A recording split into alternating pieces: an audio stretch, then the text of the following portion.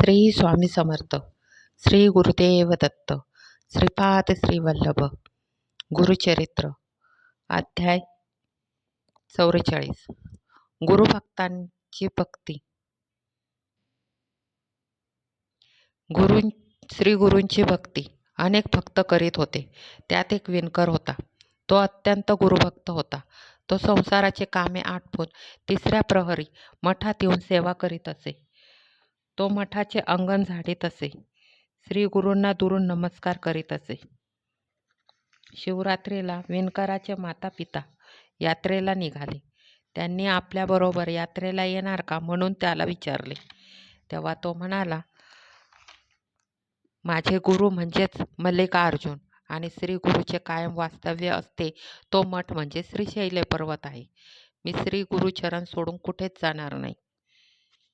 एवढी त्याची गुरुवर रूढ श्रद्धा व भक्ती होती. सर्वजण त्याला हसले आणि माता पिता बंधू सर्वजण यात्रेला निघून गेले. नगरातील बहुतेक सर्वजण यात्रेला गेले, पण तो विणकर एकटाच मठात राहिला. श्री गुरूंनी त्याला विचारले, सर्वजण यात्रेला गेले, तू का नाही गेलास? तेव्हा तो श्री गुरूंना म्हणाला, स्वामी, तुमचे चरण हीच माझी यात्रा. मूर्ख लोक पाषाणाचे दर्शन घ्यायला उगाच जातात. शिवरात्रीचा दिवस आला. त्यावेळी श्री गुरु संगमावर गेले होते. दुपारी तो विणकरही स्नानास गेला. त्याला शिवरात्रीचा उपास होता. त्याने संगमावर स्नान केले. श्री गुरूंना नमस्कार करून भक्तिभावाने श्री गुरूंसमोर उभा राहिला. श्री गुरु त्याला म्हणाले, सर्वांबरोबर यात्रेला गेला असता तर श्रीशैल्य पर्वताचे रमणीय दर्शन तुला झाले असते. तू कधी तो पर्वत पाहिला आहेस का? तो म्हणाला, कधीच गेलो नाही.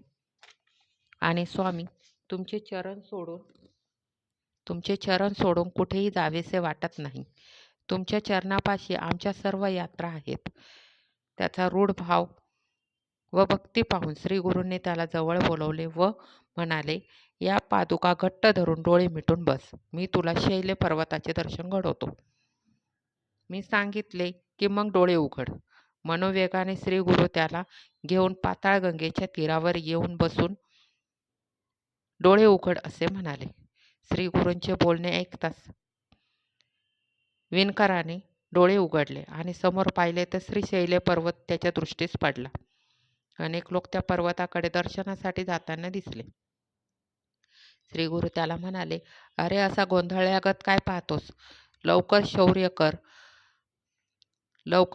कर, स्नान कर आणि दर्शनाला जा.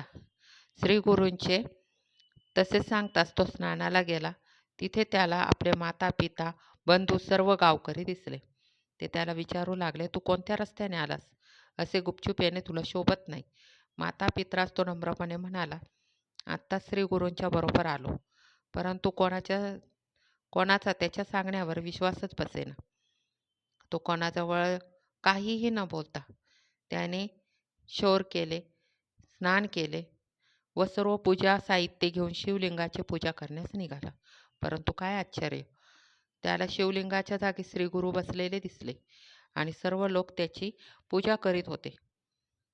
विणकर मात्र मनात उपजला, आपले गुरु हेच शंकर आहेत. त्याने श्री गुरूंना फळं अर्पण केले आणि म्हणाला, स्वामी, मला येथे एक अद्भुत गोष्ट दिसत आहे.